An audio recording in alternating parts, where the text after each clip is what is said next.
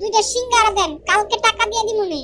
কি রে প্রেমিস, তুই আমাদের কলেজে পড়ালেখা করা তুই ফুটপাতে এসে 20 টাকা সিঙ্গারা খাইতেছস, তাও আবার বাকিতে? আহারে, তোর জন্য আমার অনেক কষ্ট হয়। আচ্ছা চল তুই আমার সাথে, আমি তোরে আজকে একটা 5 স্টার হোটেলে নিয়ে খাওয়াবো। প্রিমিস গরিব হওয়ার কারণে কলেজের ছেলেমেয়েরা প্রিমিসকে নিয়ে অনেক মজা করে, অপমান করে। আজকে কলেজের একটি বড়লোক মেয়ে বিলকিস প্রিমিসকে বাকিতে সিঙ্গারা কিনতে দেখে ফেলে, আর সেটা দেখে সে প্রিমিসের সাথে মজা নিতে থাকে আর অপমান করতে থাকে। প্রেমিস, মানলাম তুই গরিব ফকির, তো কি হইছে? আমার কাছে তো অনেক টাকা আছে, প্রতিদিন কুত্তারে খাওয়াই, আজকে তরে খাওয়াবো। আমি তোরে যে রেস্টুরেন্টে নিয়ে যাইতাছি এইটা তুই জীবনে চোখেই দেখোস নাই।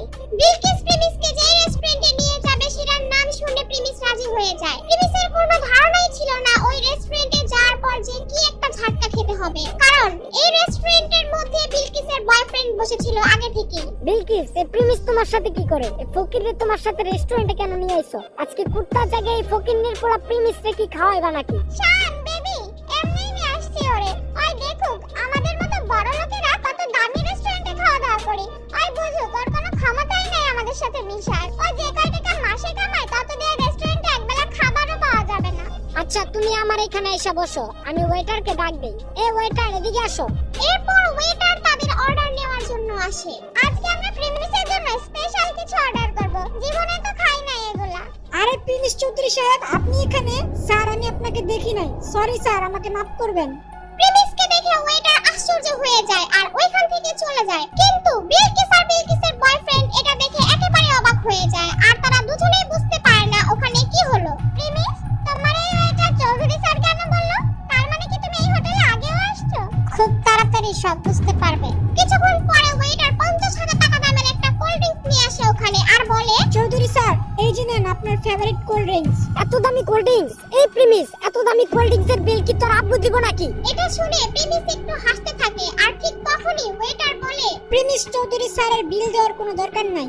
মানে কি হোয়াট? 20 টাকার সিঙ্গারা বাকিতে খাওয়া প্রিমিসের কাছ থেকে 50,000 টাকার কোল্ড ড্রিঙ্কসের টাকা ওয়েটার কেন নিচ্ছে না? ওয়েটার প্রিমিসকে চৌধুরী স্যার কেনই বা বলতেছে? কে এই প্রিমিস? জানতে চাইলে রিমোজ গেমিং এর ফুল ভিডিওটি দেখতে থাকুন। প্রিমিস খুব সাধারণ একটি ছেলে, সব সময় ময়লা সেলাই করা জামা কাপড় পরে কলেজে আসতো। প্রিমিস কলেজে পড়াশোনার পাশাপাশি একটি রেস্টুরেন্টে ফুড ডেলিভারির কাজ করে, সেখানে সে মাত্র 8,000 টাকার বেতন পায়। আর মজার ব্যাপার হলো প্রিমিস যে কলেজে পড়ে সেখানে তার একটি গার্লফ্রেন্ডও ছিল আর তার নাম হলো সুনাইরা। তো একদিন সন্ধ্যাবেলা যখন প্রিমিস তার ফুড ডেলিভারির কাজ শেষ করে বাসায় যাবে, ঠিক তখনই তাদের রেস্টুরেন্টে একটি অর্ডার আসে।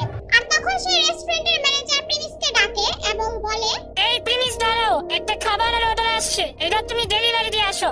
স্যার আমার তো ডিউটির টাইম শেষ আর আমি এখন অনেক ক্লান্ত, কলেজ থেকে ফিরে এখনো কিচ্ছু খাই নাই, আমার কলেজের অ্যাসাইনমেন্টও বাকি আছে। স্যার আপনি অর্ডারটা অন্য কাউরে দিয়ে ডেলিভারি করায় দেন। তোমার তো সাহস কম না, তুমি আমার মুখের উপর তর্ক করো। আমাদের বাকি ফুড ডেলিভারি বয়েরা এখন বিজি আছে, এটা তোমারই এখন দিতে হবে।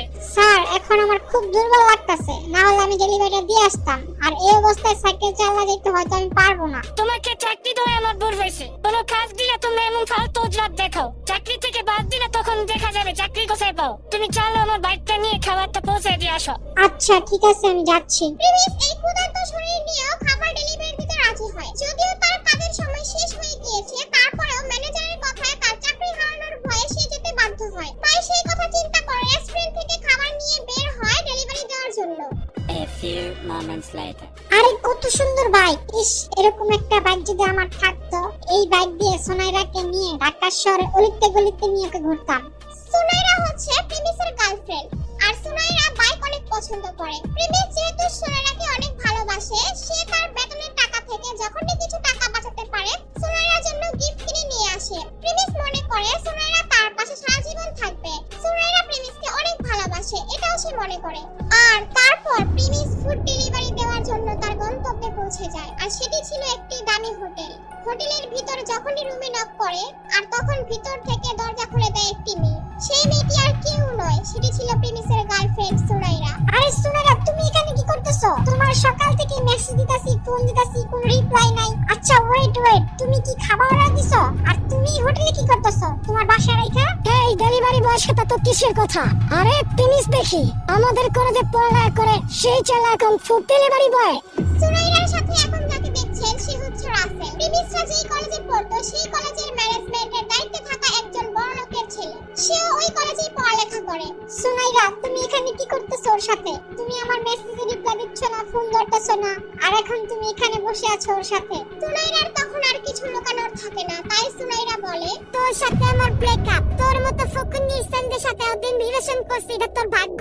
তোর তো একটা বাইক কেনার সামর্থ্য নাই, আমাকে কোথাও ঘুরতে নিয়ে যাস না। তোর মতো ফকিনের পোলার সাথে কে রিলেশন রাখবে রে? প্রিমিস সুনাইরার কথা শুনে যেন তার মাথায় আকাশ ভেঙে পড়লো। প্রিমিস সুনাইরাকে নিয়ে এত স্বপ্ন দেখতো, আর সেই সুনাইরা তার সাথে এই কাজ করলো। প্রিমিস একদম নীরব হয়ে ওইখান থেকে চলে আসতে থাকে। সারাদিন না খাওয়া, তার মধ্যে এত বড় ধাক্কা, সে একদম ভেঙে পড়ে। আর ঠিক তখনই কাহিনীতে আসে নতুন টুইস্ট। তার ফোনে একটা মেসেজ আসে, আর সেখানে লেখা থাকে, প্রিমিস চৌধুরী আজকে থেকে তার অভাবী জীবন থেকে মুক্ত, আর তার ব্যাংক অ্যাকাউন্টে 500 কোটি টাকা অ্যাড হয়েছে, এবং সে তার পরিবারের গরিবী পরীক্ষায় পাশ করেছে। আপনারা হয়তো ভাবছেন এটা আবার কিসের পরীক্ষা? চৌধুরী ইন্ডাস্ট্রির একমাত্র ছেলে ছিল প্রিমিস। তাদের চৌধুরী পরিবারের একটা নিয়ম ছিল, তাদের পরিবারের ছেলেদের তারা ছোটবেলা থেকেই সমস্ত সম্পত্তি ও টাকা পয়সা থেকে বঞ্চিত করে দেয় এবং গরিব অবস্থায় ছেড়ে দেয়। একটা সময় গিয়ে যখন তাদের 21 বছর বয়স পূরণ হয়, তখন তারা তাদের সমস্ত সম্পত্তি ফিরে পায়। আর সেই দিনটি ছিল আজকে। কি হবে এখন? কি করবে এখন প্রিমিস? কি হতে যাচ্ছে প্রিমিসের সাথে?